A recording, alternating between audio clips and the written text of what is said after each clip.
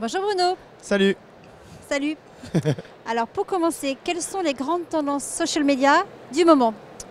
Alors ça va être compliqué de répondre en 10 secondes évidemment à une telle question, mais je dirais avant tout qu'on a une grosse tendance au format vertical court sur l'ensemble des plateformes, que ce soit évidemment TikTok qui est un peu le leader à ce sujet-là, mais aussi YouTube qui a sorti son format Shorts qui concrètement ressemble comme deux gouttes d'eau au même sujet, ou encore les Reels d'Instagram.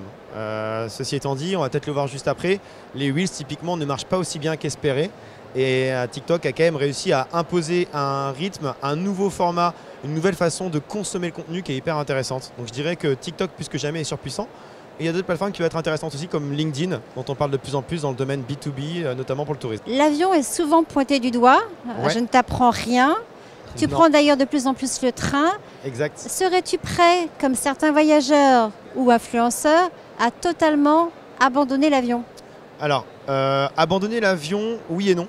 Oui, dans le sens où en France, typiquement, je prenais déjà quasiment jamais, mais je le prends vraiment plus du tout. Évidemment, je pars dans 2 semaines en tournage à Nice. Je vais partir en train à l'aller comme au retour, alors que beaucoup de gens prennent l'avion pour aller à Nice, j'ai rien à prendre. Le sujet étant que je fais vraiment au maximum pour rester au sol et pour inspirer les gens à faire de même. 80% de mon contenu cette année a été réalisé au sol, et si jamais je dois prendre l'avion, comme j'ai pu le faire notamment pour aller aux États-Unis, eh ben, je vais rester le plus longtemps possible dans la destination. Et encore une fois, essayer peut-être de montrer des petits exemples. C'est-à-dire qu'aux États-Unis, encore une fois, j'ai fait de New York à Miami en train.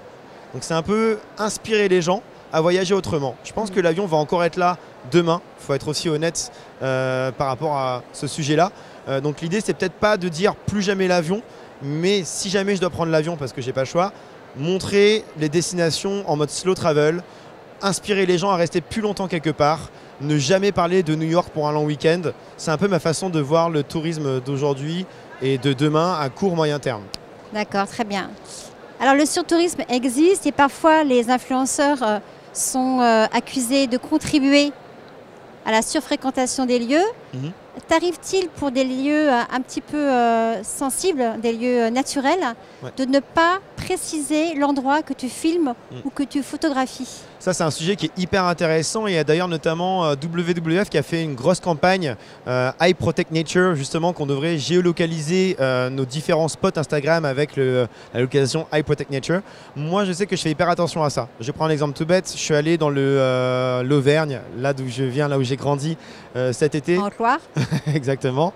Et plutôt que de montrer un spot précis dans le livre à Forez, j'ai mis en avant la région, enfin la sous-région, je dirais, où je suis allé. Donc c'est pas de dire point GPS, tel endroit, etc. Parce que je suis conscient que j'ai 1,7 million d'abonnés en cumulé sur mes réseaux, donc j'ai un impact, soyons honnêtes. L'idée, c'est de faire attention à ça et effectivement d'inspirer les gens d'aller dans la destination où je suis allé, mais peut-être un petit peu de chercher s'ils veulent aller aux spots qui sont ceux que j'ai pu mettre en avant sur mes réseaux. Donc je pense qu'il faut faire attention. Après, il ne faut pas oublier qu'il n'y a pas que les créateurs de contenu, comme je les appelle, qui participent à la surfréquentation. Il y a aussi le guide du routard avec les restaurants parfois. Quand tu arrives, ça fait longtemps que je n'ai pas forcément acheté un guide du routard, désolé, mais quand tu arrives dans un restaurant qui est recommandé par le guide du routard, qui est traduit en français, en italien, en espagnol, etc., bon, il n'y a pas que les influenceurs qui participent à la surfréquentation. Alors Bruno, on profite de ce moment pour annoncer que tu vas commencer à écrire pour l'éco touristique. Exactement. Le 1er octobre. Exactement, j'en suis ravi. Un rendez-vous bimensuel où je pourrais partager un petit peu ma vision des choses sur le tourisme et l'influence peut-être. On en est ravis et on te laisse un peu carte blanche. Ouais, j'ai hâte. Merci beaucoup.